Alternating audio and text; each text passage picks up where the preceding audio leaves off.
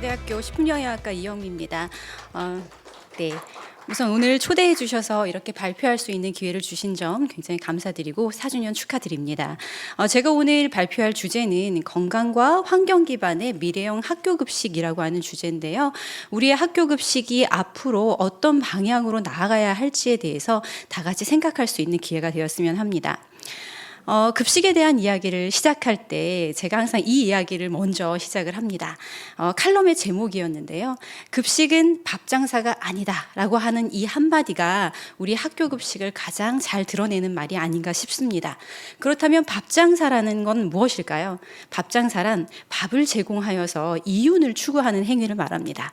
근데 우리가 급식을 밥 장사라고 생각하는 순간부터 급식에 대한 생각이 잘못된 것이기 때문에 우리가 급식은 절대 밥 장사가 아니다 하는 마음을 가지고 급식을 대하는 태도가 굉장히 중요하다라고 먼저 말씀을 드릴 수 있겠습니다. 그렇다면 학교급식은 어떻게 정의할 수 있을까요? 학교급식은 성장 발육기 아동들에게 심신발달에 필요한 영양을 공급하고 건강한 식생활에 관한 지식과 올바른 식생활 습관을 형성하기 위해서 학교에서 일정한 지도 목표를 가지고 계획적으로 실시하는 급식을 말합니다. 굉장히 중요한 역할을 하고 있는데요. 먼저 우리 학교급식의 현황을 먼저 살펴보면 작년 2월 28일 기준으로 전국 초중고등학교 전체 약 12,000개 학교에서 100% 학교급식을 실시하고 있습니다. 그래서 1일 평균 538만 명이 하루에 한 끼 이상을 학교에서 급식으로 먹고 있는데요. 저는 이 숫자를 볼 때마다 우리 학생들이 얼마나 줄었나 하는 것을 늘 실감은 합니다. 한 10년 전에 700만 명대였어요. 근데 매년 줄어서 지금은 앞자리가 5로 바뀌었습니다. 그래서 538만 명 정도 아이들이 매일 급식을 먹는데 이 숫자는 하루에 한 끼 이상을 급식으로 먹는 다양한 대상자들, 우리가 학교에서뿐만이 아니라 어린이집 같은 보육시설, 산업체, 병원, 사회복지시설, 군대 이런 곳에서도 급식을 제공하고 있는데요. 이런 모든 급식 대상자를 다 포함했을 때 가장 큰 비중을 차지하고 있습니다. 그만큼 학교 급식이 우리나라 국민의 식생활에서 굉장히 중요한 역할을 하고 있다 이렇게 말씀을 드릴 수 있겠고요. 98% 학교에서 직영으로 급식을 제공을 하고 있고 영양교사를 포함해서 직원들이 7만 1,000명 정도가 배치돼서 근무를 하고 있는데요. 이 중에서 이제 영양교사, 직접적으로 교육에 관여하는 직원의 그 숫자를 좀 살펴보면, 교원의 숫자를 살펴보면 전체 학교의 절반 정도의 학교에 영양교사가 배치되어 있습니다. 학교 급별로 약간의 차이가 있어서요. 초등학교에는 영양교사 배치가 조금 비율이 높은 반면에 중학교 같은 경우에는 26.1%밖에 되지 않기 때문에 우리가 이런 부분도 앞으로 어떤 식의 변화가 있어야 할지를 조금 시사한다라고 말씀을 드릴 수 있겠습니다. 자, 이렇게 우리 아이들이 학교 급식을 통해서 하루 한 끼 이상의 식사를 제공받고 있는데 우리 아이들의 식생활에는 조금 어떤 문제가 있는지 전반적인 문제를 좀 짚고 넘어가 보도록 하겠습니다. 지금 보고 계신 데이터는 우리 코로나19의 1년차 2020년 자료입니다. 2020년에 아동 및 청소년의 어떤 영양 섭취 문제와 건강 식생활 실천은 얼마나 하고 있는지를 조금 들여다보면요. 우리 아이들은 영양 섭취의 부족, 그리고 에너지와 지방 과잉의 섭취 문제가 공존하고 있습니다. 그러니까 잘 못 먹는 아이들도 있는 반면에 지나치게 많이 먹는 아이들도 있다 이렇게 얘기할 수 있겠고요. 보시는 것처럼 그래프에서 색깔별로 연령을 좀 구분을 해보았는데 주황색이 12에서 18세, 그러니까 중고등학생, 청소년에 해당한다 볼 수 있겠는데요. 이 나이로 갈수록 건강한 식생활이 조금 이루어지지 않고 있다 이렇게 얘기할 수 있겠습니다. 에너지 섭취도 부족하면서 주요 영양소 4가지가 모두 부족한 영양 섭취 부족 비율이 12에서 18세인 경우에는 25.6%에 이르고 있고요. 나트륨을 지나치게 많이 먹는 문제는 초중고등학교 아이들에게 모두 문제가 되고 있습니다. 그래서 61.6%, 72.2% 굉장히 많은 아이들이 나트륨을 과잉으로 섭취하고 있고요. 아침 식사 결식률 역시 청소년에서 굉장히 커서요. 절반에 가까운 아이들이 아침을 먹지 않고 있습니다. 반면에 과일이나 채소를 충분하게 섭취하는 비율은 10%를 조금 넘는 수준이고요. 건강한 식생활을 실천하는 수준 역시 50%에 도달하지 못하고 있습니다. 지금 보이는 것처럼 이렇게 영양 섭취 문제나 건강 식생활 실천에서 우리 아이들, 청소년들이 다양한 문제를 겪고 있는데요. 이러한 문제를 겪고 있기 때문에 학교 급식은 더욱더 중요한 역할을 하고 있다. 이렇게 말씀을 드릴 수 있겠습니다. 자, 보시면 우리 개인의 식습관은 3단계의 사회와 가정을 거쳐서 정착을 하게 됩니다. 그래서 1차 사회와 2차 사회와 재사회와 이렇게 얘기를 하고요. 1차 사회에서는 그러니까 가정에서의 역할이 굉장히 중요하죠. 그래서 가정을 떠나서 2차 사회화로 들어오면 이제 학교나 기타 직장 이런 사회에서의 역할이 중요해집니다. 과거에 학교 급식이 큰 비중을 차지하지 않을 때에는 우리 아이들의 식습관 정착에 있어서 학교의 역할은 2차 사회화의 일부의 역할을 했다. 이렇게 말씀을 드릴 수 있겠습니다. 그런데 우리 모두 알고 있는 것처럼 현대에는 핵가족화 그리고 여성의 사회 진출이 확대되면서 가정에서의 식생활 비중은 계속 줄어들고 있습니다. 우리가 모두 피부로 다 실감을 하고 있는 부분인데요. 이렇다 보니까 학교 급식의 역할은 더욱 중요해져서 1차 사회와 2차 사회화를 걸쳐서 학교 급식이 우리 아이들의 건강한 식습관을 정착시키는 데 매우 중요한 역할을 하고 있다라고 말씀을 드릴 수 있겠습니다. 그렇다면 이 학교 급식은 앞서서 밥 장사가 아니다라고 말씀을 드렸는데요. 그러면 학교 급식은 무엇이라고 우리가 한마디로 정의할 수 있을까요? 학교 급식은 교육이다라고 정의를 할 수 있겠습니다. 학교 급식이 원래 시작할 때부터 교육적 역할을 했던 것은 아닙니다. 시간이 지나면서 학교 급식의 교육적 역할이 계속 확대가 되어 왔는데요. 5, 60년대는 구호급식으로 시작해서 배 고른 아이들이 없도록 하는 것이 급식의 중요한 역할이었고 80년대는 영양이 부족하지 않도록 잘 균형 맞춘 식사를 제공을 하는 영양급식이 학교 급식의 가장 중요한 역할이었습니다. 그러나 90년대 이후로는 학교 급식은 이제 영양적인 측면은 다 충족이 되었다라고 생각을 할 수가 있고 학교를 다니는 그 기간뿐만이 아니라 생애 주기 내내 건강한 식생활을 할 수 있도록 하는 교육적 역할이 굉장히 중요해졌습니다. 그래서 교육급식으로의 역할이 확대되었고요. 학교 급식이 갖고 있는 교육적인 가치에 대한 부분은 국내의 다양한 연구를 통해서 지속적으로 증명이 되고 있습니다. 자, 학교 급식이 교육 급식이다라는 말씀은 앞서서 드렸는데요. 이렇게 학교 급식의 가치를 교육적인 가치에 초점을 두고 있는 부분은 세계 주요 국가가 다 공통적인 부분이라고 할 수 있습니다. 그래서 국내외의 다양한 문헌고사를 통해서 교육 급식의 공통적인 핵심 내용들을 좀 정리를 해봤습니다. 그랬더니 해외의 주요 국가들에서 교육 급식의 목표로 이러한 공통적인 부분을 키워드로 뽑아낼 수 있었습니다. 학교 급식을 앞서 말씀드린 것처럼 학교에 다니는 동안 건강한 식습관을 갖느냐에서 그치는 것이 아니라 생애 주기 내내 학교를 마친 이후에도 우리가 노인기까지 건강한 식생활을 스스로 지킬 수 있는 지식, 기술, 태도를 함양하는 것. 두 번째는 학교를 다니는 학생들 뿐만이 아니라 본인이 속해 있는 가정에까지 영향력을 미칠 수 있는 능력을 배양해 주는 것. 그리고 세 번째, 네 번째는 식품의 영양학적 측면만을 교육하는 것이 아니라 식품이 생산되고 유통되는 모든 과정을 이해하도록 교육하는 부분입니다. 사실 과거에는 식품의 영양적인 측면에 집중해서 교육을 많이 진행을 했는데요. 지금은 오늘 그 주제의 키워드이기도 한 환경적인 측면이 굉장히 중요해졌기 때문에 이제 그런 부분의 교육을 포괄하는 것이 공통적으로 나타났고요.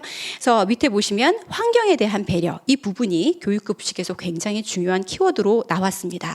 그것에 더불어서 각 지역의 전통적인 음식 문화를 지키는 부분이 학교 급식을 통해서 도달될 수 있는 목표로 제시가 되고 있습니다. 그래서 이러한 목표를 가지고 해외의 주요 국가들이 학교 급식을 통해서 어떤 교육을 하고 있고 어떤 방법을 취하고 있는지를 조금 살펴보면 첫 번째로는 학교 급식을 교재로 활용하고 있다는 것입니다. 사실 우리나라 학교 급식 잘하고 있지만 여전히 조금 부족한 부분 중에 하나가 이제 많은 학교에서 학교 급식은 급식이고 교육은 교육이고 별도로 생각하는 경우가 굉장히 많은데요. 학교 급식은 그 자체가 하나의 교재입니다. 그래서 식단을 통해서 식품의 산지나 영양적인 특징이나 이런 것들을 전부 학습하는 형태로 학교 급식이 진행이 되고 있고요. 두 번째 중요한 내용은 학교 급식 담당자와 교사가 유기적으로 연계 활동을 한다는 점입니다. 즉 학교 급식 따로 가고 그다음에 그 교육 과정에 따로 가는 것이 아니라 학교에서 급식을 제공하는 영양사 또는 영양교사와 다른 그 교과 과정을 담당하는 교사가 유기적으로 연계되어서 그런 교과의 지도 내용과 관련해서 식단을 작성을 하고 또 그 교과 과정 안에 학교 급식을 교재로 활용을 하는 측면이 공통적으로 나타났습니다. 세 번째는 단순히 이론적인 교육을 하는 것이 아니라 교육급식에서 체험 활동을 상당히 중요하게 여기는 부분이 공통적이었는데요. 뭐 가장 간단하게는 요리 교실 같은 거라고 할 수 있겠고요. 그 밖에도 텃밭 가꾸기나 생산지 체험 같은 체험 활동 등을 통해서 교육급식을 진행하고 있는 점이 공통적이었습니다. 또 마지막으로는 가정 및 지역사회 대상으로 교육을 진행하는 점, 또 교육과정에서 전통 음식 문화에 대한 교육을 실시를 해서 학교 급식을 통해서 그 한 나라 또는 한 사회가 가지고 있는 전통적인 가치를 이어나간다는 점, 이런 점들이 공통적인 부분으로 이야기할 수 있었습니다. 그래서 이러한 내용을 바탕으로 교육급식을 조금 정의를 해보면 이렇게 설명을 드릴 수 있을 것 같습니다. 일생 동안 행복한 삶을 영위하도록 정신적, 신체적, 사회적으로 건강을 유지할 수 있는 역량을 키우기 위해 급식을 통해 이루어지는 직간접적인 교육활동, 이렇게 우리가 교육급식을 좀 정의할 수 있을 것 같고요. 교육급식의 목표는 급식을 제공받는 기간뿐 아니라 생애 주기 내내, 살아있는 내내 행복한 삶의 기본이 되는 건강한 식생활을 영위할 수 있도록 스스로 바른 식생활을 관리하고 또 스스로 전통 음식 문화를 계승할 수 있는 능력을 갖추고 또 그 능력을 지역사회 그리고 가정에 실천하도록 하는 실천적인 미래의 그 학생들을 만들어 나가는 것, 이렇게 얘기할 수 있겠습니다.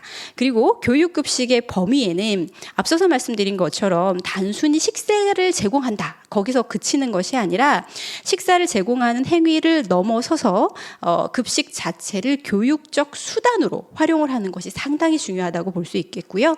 따라서 급식을 통해서 직접적인 교육활동뿐만이 아니라 간접적인 교육활동을 병행을 함으로써 그 교육급식의 대상자가 급식의 수혜자인 학생뿐만 아니라 교사나 학부모 또 지역사회 구성원을 모두 포함한다, 이렇게 우리가 정의를 할 수가 있겠습니다. 앞서서 살펴본 것처럼 우리가 급식은 교육이다라고 말씀을 드렸고 교육급식의 역할에 대해서도 말씀을 드렸습니다. 이 내용들을 조금 더 확장해서 이야기를 해보면요, 우리 학교 급식의 목표가 지속 가능한 급식으로 확장이 되었다, 이렇게 말씀을 드릴 수가 있겠습니다. 과거에는 맛있는 급식이 목표였다, 아주 예전이죠 라고 한다면 최근에는 이제 건강한 급식, 우리 모든 사회가 원하는 것이 아이들이 급식을 통해서 건강해질 수 있는 것을 원합니다. 그러나 앞으로의 학교 급식은 나만의 건강이 중요한 것이 아니라 내가 속해 있는 사회, 내가 속해 있는 환경이 모두 건강한 것이 굉장히 중요한 목표가 되고 있기 때문에 지속 가능한 급식이라고 하는 것이 학교 급식 목표의 최종 종착점이다, 이렇게 말씀을 드릴 수 있겠고요. 따라서 교육급식을 기반으로 건강과 환경의 가치를 추구하는 지속 가능한 학교 급식으로의 확장이 필요하다, 이렇게 말씀드릴 수 있겠습니다. 지속 가능한 학교 급식에 대해서 말씀을 드리려면 이제 지속 가능성의 개념을 조금 짚고 넘어갈 필요가 있을 것 같습니다. 자, 지속 가능성은 sustainability라고 하는 최근 한 5, 6년 사이에 굉장히 중요한, 전 세계적으로 가장 중요한 화두가 되고 있습니다. 자, 지속 가능성 우리 모두 알고 있지만 생태계가 생태의 작용, 기능, 생물 다양성, 생산을 미래에도 유지할 수 있는 능력을 지속 가능성이라고 하죠. 우리가 누리고 있는 건강한 환경을 미래에도 전달할 수 있는 이제 그런 것들을 지속 가능성이라고 하고요. 이러한 지속 가능성을 식생활에 도입을 하게 되면 식생활을 할 때의 건강과 환경, 배려, 달리 말하면 사회인데요. 이런 세 가지의 가치를 함께 실천하는 식생활이다라고 말할 수 있겠습니다. 그래서 우리가 환경과 사회의 지속 가능성에 기여하면서 건강의 증진이 되도록 식품을 선택하고 조리하고 섭취하고 폐기하는 생활 양식을 지속 가능성 식생활이라고 할 수 있고요. 이런 부분이 이제 학교 급식에서 굉장히 중요한 부분인데, 왜냐하면 지속 가능한 식생활은 지속 가능한 푸드 시스템을 실천하기 위한 가장 중요한 요소가 되기 때문입니다. 자, 지속 가능한 푸드 시스템. 우리가 푸드 시스템도 환경이 중요한 화두로 떠오르면서 아마 다들 들어보셨던 개념일 텐데요. 자, 푸드 시스템이란 식품이 생산되고 최종적으로 소비되거나 폐기되기까지의 거치는 모든 과정을 말합니다. 그래서 생산, 수확, 저장, 가공, 포장, 운송, 소비, 폐기 등을 모두 포괄하는 하나의 시스템인데, 이 푸드 시스템은 환경을 훼손하고 자원을 낭비하는 주범 중에 하나이기 때문에 지속 가능성, 지금 제가 빨간색으로 표시한 생물의 다양성, 문화, 공평, 영양, 안전, 건강 이런 것들의 가치를 추구하는 푸드 시스템이 굉장히 중요하고요. 우리가 앞으로 나아가야 될 학교 급식은 단순히 가공하고 아이들에게 제공하는 그 단계를 벗어나서 식품이 생산되고 폐기되기까지 모든 과정을 다 아우르는 부분이 되어야 한다라고 말씀을 드릴 수 있겠습니다. 따라서 지속 가능한 학교 급식이란 지속 가능한 식품의 선택, 조리, 섭취, 폐기를 모두 아우르는, 그래서 이러한 모든 푸드 시스템 전반에서 지속 가능성을 고려해야 하고, 그러한 측면에 있어서 다양성, 지역성, 친환경성을 우리가 앞으로 지향해야 하고요. 이것을 통해서 지역 사회와의 상생을 추구해야 합니다. 자, 이런 것들이 가능하려면 앞서서 말씀드린 교육급식을 통한 지속 가능한 식생활 교육이 같이 병행이 되어야 합니다.